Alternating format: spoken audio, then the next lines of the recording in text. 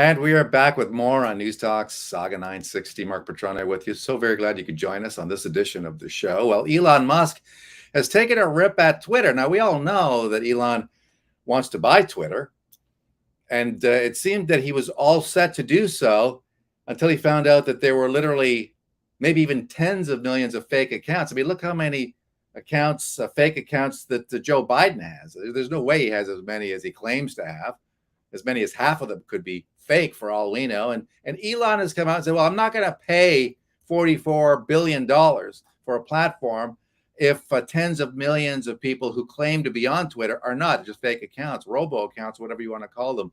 Well, now he's going after Twitter again, because, of course, we know that Elon has been a champion of free speech. He has spoken about the importance of allowing the free and open flow of information on that platform.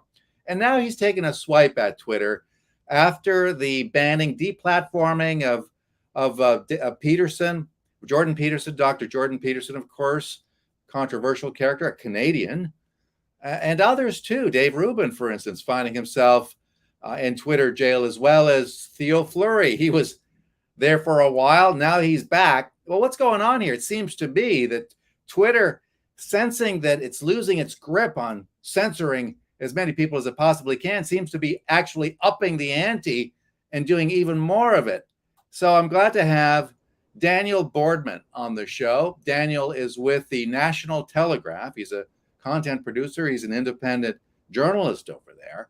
And I wanted to get his take on this because there was a story in the Daily Mail, the Mail Online, that looked at this issue. Elon Musk slams Twitter for going too far in squashing dissenting opinions after Jordan Peterson's account was suspended for dead naming Elliot Page, weeks after the Tesla CEO's son filed to change gender. Well, that's all well and good that his son wants to switch, but the fact that you can't say Elliot Page's old name online, is that an issue? Is that reason enough to boot somebody off? Daniel, what do you think of what's going on here? This is one of the, I mean, we're in agreement. Now, the defense of this is it is in the Twitter rules that dead naming is a capital offense. If you call a transgender person by the name they had 15 minutes ago, this is tantamount to murder, according to a sociology professor that no one cares about. So it's enough to kick you off. Now, the rule is silly. For example, like you can, if I mean, Prince is dead, but if I were to call the singer Prince, like, wasn't he, did he die as Prince or the artist formerly known as Prince? Or will I be kicked off Twitter if I address Ron Artest as Ron Artest instead of Meta World Peace? Will this cause him to fly off the handle and jump off the roof? And I guess we'll find out, as I'll try doing it later today. That's a good idea. But, you know, this is one of those things where it's like, okay, this is a bit silly that you can't say Ellen Page until, like, she's in, you know, the credits of Juno as Ellen Page. And okay, is her name now Elliot? Yeah, you can legally change your name. That is your right. So the real question is, like, the more interesting one is, would Twitter have to force people to recognize that she is a he, right? If he had said, you know, she's Elliot Page and she's prideful and blah, blah, blah, blah, blah. Does that get him kicked off? Like misgendering? That's another thing. So this technically violates the rules, but they're going too far. The more interesting one is Dave Rubin got suspended for Twitter for talking about Jordan Peterson's suspension. This is where the insane thing goes. This is where it gets to next level Soviet style Orwellian nonsense, where simply talking about an issue of other people. So did Jordan Peterson violate the terms and conditions by dead naming? Okay, technically it's a stupid rule and he shouldn't be kicked off. And this is why you need Elon Musk to buy the platform to change that rule. But the insane thing is people are getting suspended for talking about Jordan Peterson's suspension. And this is where the insanity gets into. And, you know, he's making a couple points that you should be allowed to make in public. Is one, I think it is within reasonable comment to say that doctors who are doing gender reassignment surgeries are criminal in certain ways. I mean, enough evidence has now come out to say that, you know, it doesn't affect the suicidality rate in the immediate. If anything, it increases suicide rate long-term. There are no checks and balances to any of these gender transition things. People are being sterilized, permanently scarred. The rates of medical complications on these gender reassignment surgeries are off the roof. They should never be FDA approved, but we keep doing it to push towards the ideology. So there is a thing of, is he being kicked off because simply dead naming is in the rules? Fine. Meaning that his criticism of the concept of pride and the gender reassignment, that's all fair game. Or is it simply dead naming? That's an interesting question. However, I'm unwilling to side with the Twitter censors as they censored Dave Rubin for simply posting about Jordan Peterson's suspension. So that's a whole other level of insanity. And this is what Elon Musk needs to fix. This is why everyone's sort of cheering for him to buy the damn thing and take it away from the absolute lunatics who currently run it. Yeah, I mean, I made the point that it seems that Twitter's gotten worse just in the last, I would say, couple of months. I've noticed that I've been a shadow banned more than I was, just losing followers for no apparent reason. But it seems to me that maybe sense, how it is when you sense you're losing control, you want to grab even tighter. And I'm wondering if these crazed zealots, these Stalinist censors over at Twitter now feeling like it's slipping away, are starting to pull even harder and saying, no, you can't take this away from us. We like the control. We're obsessed with it. We are addicted to controlling people's speech, to deciding what's the right opinion and what is the wrong opinion. And the idea that somebody's going to take it away from us, whether it's a multi-billionaire like Elon Musk or not, doesn't matter. The other question is, well, I mean, if Musk does something like that, does that mean he gets deplatformed? Here's a guy who could very well be the owner of Twitter in the not too distant future. It's unclear as to whether that's going to happen or not. But I guess that would present an existential threat to some of the people at Twitter, which is to say, wow, Elon is doing some of the stuff that we, kicked other people off the platform for. What do we do now? I mean, that could be a problem, couldn't it? Yeah, that's interesting. I mean, I'd love to be a fly on the wall of the Twitter censorship board. I think you've hit it mostly near it. I mean, I think it's the same thing, right? I think they're thinking Elon's coming in. We must save the world while we still can. We must ban as many people. And I think they're focusing sort of on lower profile people, because Jordan Peterson will get reinstated by Elon Musk because he has enough following. But people like me and you are like sort of the lower down, where we won't be able to get Elon Musk's attention. I think there's going to be a ramping up, right? We're seeing the death throes, or the Twitter censors are drowning, so they're getting really violent and lashing out. It does have that feel to it, that they got to do as much as they can before the party's over. And I think but I think it's just more exposing themselves. And I think every time they do this, they shoot themselves in the foot, because it brings it to the national forefront. It brings it to the front of conversation, all this stuff. When people say, okay, look, people are getting suspended for talking about other people's suspensions, do you not think this has gone a bit too far? Right? Because someone might be, oh, well, Jordan Peterson broke the rules and dead naming is tantamount to genocide, as we've been told. But simply talking about his suspension, garnering you a suspension, that's probably a bridge too far for some people. And it shines light on the issue Jordan Peterson brought up, and then it shines light on the issue of Twitter censorship. So, I just can't imagine ever being this far gone mentally to be a Twitter censor. Like, I don't know. Be frothing at the mouth. Yeah. I mean, I think they're freaking over the prospect of actually having free speech on their platform. It's scaring the daylights out of them. But it just seems like this purchase of Twitter by Elon Musk is kind of, it's in no man's land. I don't even know where it is right now. I haven't heard too much about it. Macy Gray came out recently and made some statements, which I thought, well, this could get her deplatformed or canceled, suggesting that just because you change your parts doesn't necessarily make you a woman. She said that to Piers Morgan on his show. And he said, well, you really feel that way? She says, I know so. And so naturally, she gets pummeled online. And her reaction was, look, this is my opinion. You can take it. You can reject it. But it is what I believe. And then she used an expletive to tell people where to go. I mean, here's somebody who shows serious guts from my vantage point. You have to have guts, but some people, they don't know how to be any other thing than they are. You know what I'm saying? Like Macy Gray strikes me as being somebody who is just, that's the way she's always been. She's plain spoken. she has a strong opinion one way or another. You can either believe her or not. I mean, what's wrong with that? And yet we live in a society where simply expressing your opinion will get you canceled, attacked, vilified, threatened, as she was, and ultimately booted off platforms like Twitter. So we really need Elon Musk to buy this thing. Do you think he's shying away from it? Is he moving away or not? Listen, I do not have the privilege to know how the mind of a billionaire works. Maybe if everyone likes and subscribes to National Telegraph, we get 7 billion new followers. I can get on Elon Musk level and give you some perspective on how to buy the world as a billionaire. Maybe he's just playing some games by, he made an offer.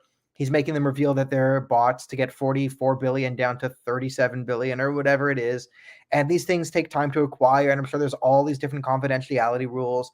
And yeah, I'm sure he knows a lot more about acquiring a company than I do. So I don't think this is dead. I think it will go through. I do think he's kind of committed to this. Him continuing to tweet about Twitter censorship, I think it just makes him more likely to buy it. I think the Macy Gray story is a great one because listening to her comments, she's like, it was pretty clear to her that she knew what she was getting into. She knew that the death threats and the trans rights activists would come for her and make a mountain out of a molehill. The more just like at the same time, Bette Midler, who made comments basically saying, hey, they're erasing womanhood by calling people uterus havers and vagina people. Like, no wonder why they banning abortion because we can't say the word women.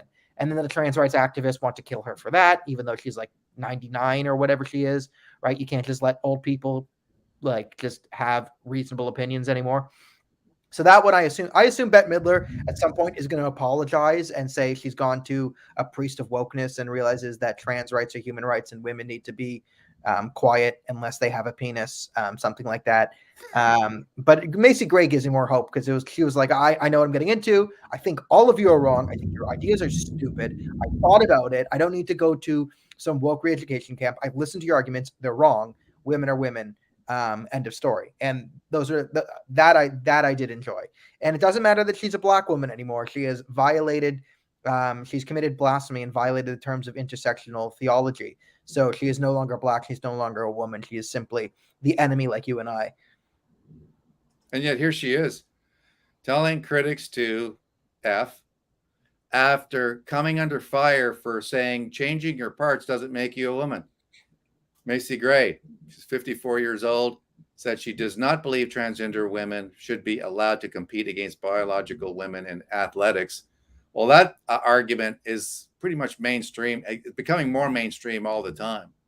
I mean, the fact that somebody like Leah Thomas can mop up the field in a swimming competition. I've advocated for boycotting these events if you're a biological woman. And I got to the point where I was seeing these events. They were getting slaughtered by people like Leah Thomas and other biological males who transed, whatever. Yeah. And I said, okay, why are you whining about it now? You got into the swimming pool to compete with this individual, and now you're kind of saying you don't like it. Well, what did you think was going to happen? Did you think you were going to miraculously be able to compete against this person? That was never going to happen. And so I felt that a lot of these women were trying to be woke, but they were also ticked off. You know what I'm saying? Like they were struggling. They wanted to participate in the events because they're athletes and it's their natural instinct to compete. On the other hand, they also like a level playing field. And if somebody has gone through male puberty, then they're going to obviously have the physical advantages of that when it comes to doing certain things, like jumping in a swimming pool and having, more powerful strokes and all that kind of thing. And so you can't have it both ways. You cannot both be woke and on the other hand, demand fairness. To me, you got to pick a side. I don't know. Where are you on that? Yeah, I'm with you. Like the sort of late to the game type things. I mean, in the sense, it's like better late than never.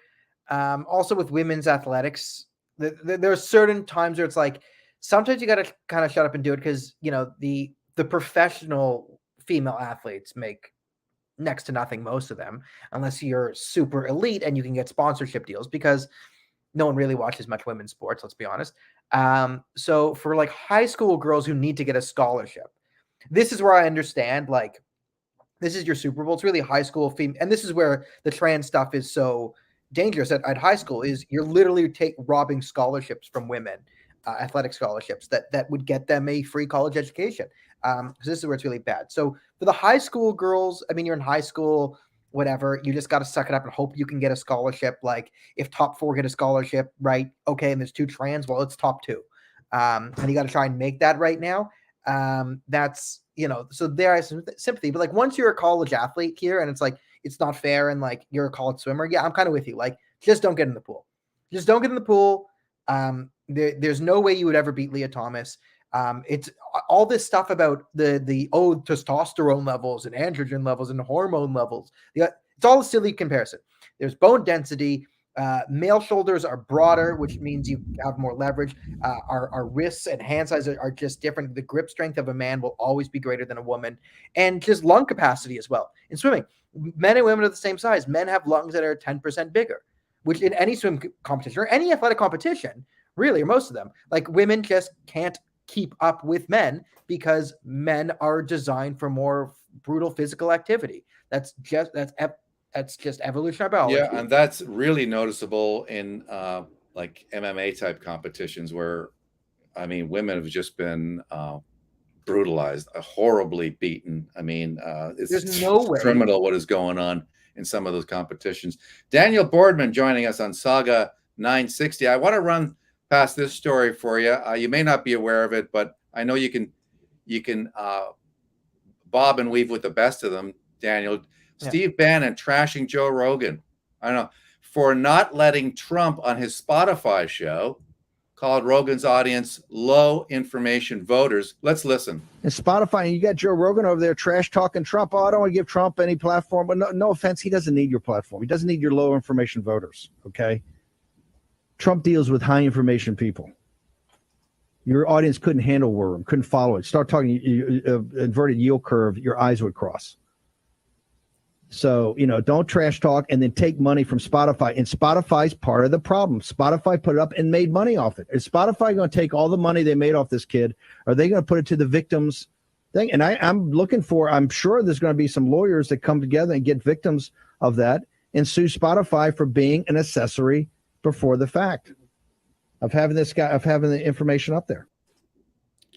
Okay, I only know part of what he's referring to there, but so he's saying Joe Rogan is off base here for not having Trump on his Spotify show. I mean, is Bannon jealous of the fact that Rogan has an audience that many times bigger than his, or what's going on, or does Bannon have a point? So I've seen Joe Rogan on this, and so the argument goes a couple different ways. So Rogan has said that he doesn't want to bring politicians on anymore. He doesn't want to use his platform as a means for politicians to get out ideas, and like he doesn't want to bring Biden on. He doesn't want to bring Trump on. He did have Bernie Sanders on because he endorsed him a while ago, but that ended up being like it got Bernie Sanders in too much trouble because then Bernie Sanders became a far right white supremacist. So it just became silly. So I think Rogan is the type of guy. It's not like he's afraid of Trump. He's just like, I don't want to have people come on and make this a political thing. Like I interview interesting people over interesting things. And Rogan doesn't need Trump. Now, Donald, if you are listening, you are more than welcome to come on the TNT Live with me. I'm sure Mike would have you on this show as well. So you got more than enough people who'd be willing to bring you on. So Bannon, I think, is just making sort of political points and political noise.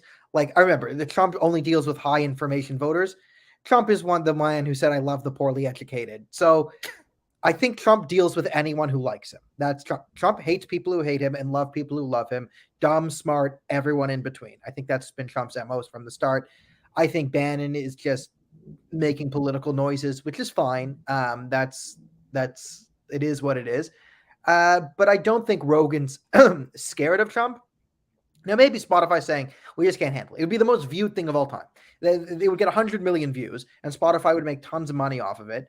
But I think Rogan's just sort of like, I don't want any more politicians. And I've seen this be his stance for about a year now. that he just doesn't want to bring politicians on.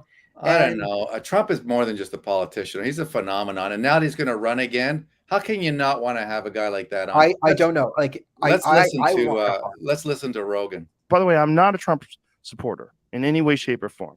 I've had the opportunity to have him on my show more than once. I've said no every time. I don't want to help him. I'm not interested in helping him. The night is still young. We'll see. If I have him on, the night is still young. Yeah. You think I'll have him on? I think you'll have him on. Really? Yeah. Why do you think that? Because you'll have Putin on? And you're competitive as fuck. No. I think ultimately, I mean, you've had a lot of people that I think you may otherwise be skeptical. Would I have a good conversation? Which I think is your metric. You don't care about politics, so can I have a good conversation? And I think you had like people like Kanye on, for example, and you had a great conversation with them. I think I think but Kanye is an artist. But Kanye doing well or not doing well doesn't change the course of our country. Kanye was a politician. He ran for president as well. So do you really bear the responsibility of the course of our country based on a conversation? I think you can revitalize and rehabilitate someone's image in a way that is... Well, the left does that all the time. They did nothing but injected a defibrillator shot to Joe Biden throughout the 2020 election. I mean, he was horrible. They made apologies for this guy, even when he came out and said, if you don't vote for me, you're not black. He made the most outrageous blunders. His events had no shows. They were like, I mean, he ran a terrible campaign, terrible. And the media propped him up every step of the way. Now here's Rogan saying, well, I'm not going to help Trump. I don't want to revitalize Trump. I don't know. To me, you interview somebody who's interesting, who's a character. I mean, there is no greater character, whether you love the guy or not, than Donald Trump. I mean, that's my take on it. I don't know. I agree. I think it's insane to turn down an interview with Donald Trump. I think it's absolutely insane. And Joe Rogan has $100 million on Spotify, and he has the audience, so he doesn't need Donald Trump. But that would be a conversation, because I think Joe Rogan should, because Joe Rogan's not a supporter. And if someone's going to ask Trump questions, but not from an insane liberal media, like, why are you racist? Why are you a bad person? Explain to me. But like, basically, like, why do you do this? Or like any questions he has, he can flat out ask him. And Donald Trump, Joe Rogan's one of the few people where Donald Trump just can't go at and start calling a lefty, you're a communist, blah, blah, blah, blah, blah. Because there's a lot of overlap between the two of them. So the incentives for Donald Trump to put on his big boy pants and act reasonable are high on the Joe Rogan show. I'm with you. I think it's insane to turn down an interview with Trump. Like, I get it. Like, you don't have to interview politicians you disagree with. Fine. But that's 100 million views you're turning down. And again, Donald, I know you're listening because this is your favorite radio show. Donald Trump notoriously in love with Mississauga radio. So you're welcome on TNT Live, and on behalf of Mark Petrone, I will offer you onto a spot on Mark's show as well. Mississauga radio. Come on, Donald. Saga 960. I mean, Trump should come on my show. He should. I've had some pretty good people, pretty important people, big names on the show fairly recently. I mean, so why not? Maybe he should do somebody's show, like completely out of the blue. Somebody that you wouldn't ever dream. I mean, where are you on Trump's return now? Because he's got his plane set up. Now he's leaked out. So this is typical Trump. The guy is what he is. And so all of a sudden he's leaking pictures to the Gateway Pundit and elsewhere about the plane getting all, pimped up, for lack of a better word, for the next campaign. I mean, Trump is irascible. I mean, you can't knock him down for long. He's one of these guys, you could knock him down, but he is getting back up, like the song goes.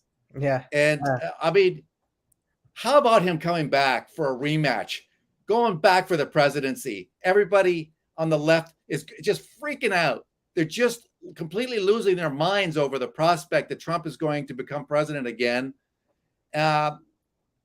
to me, I'd love a rematch. I say, yeah, bring him back. I don't know. What do you So think? the media talking head Daniel says, let's do it. Let's see the rematch. I don't care that they're both 1 billion years old.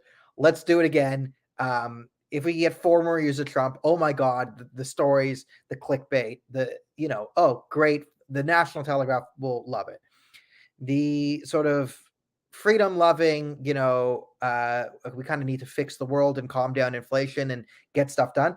I think Ron DeSantis is a better presidential candidate. He's shown the same, chutzpah, like the ability to stand in the pocket and take a hit as Donald Trump and fire back with less controversy.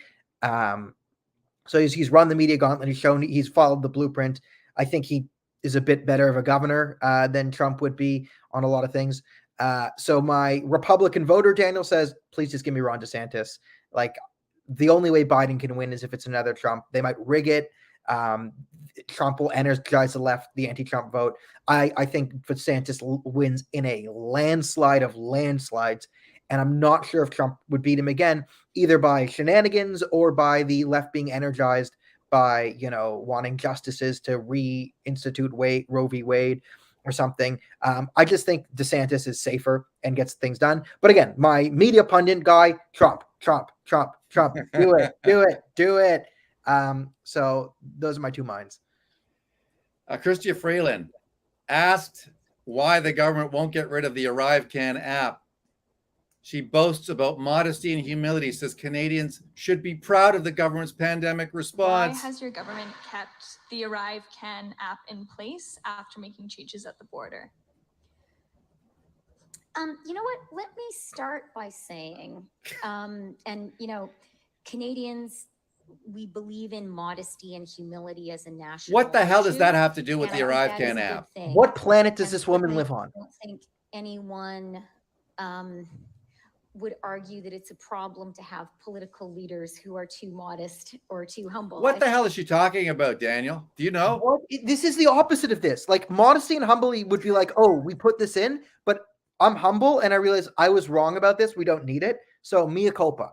We've invested a lot into it, but you know what? I can say I was wrong. It's not necessary anymore. Let's move on. That's modesty and being humble. This sort of, we've never done anything wrong. It's not working, but we'd rather screw over the country than admit that we were wrong. That's the exact opposite. What planet do the liberals live on?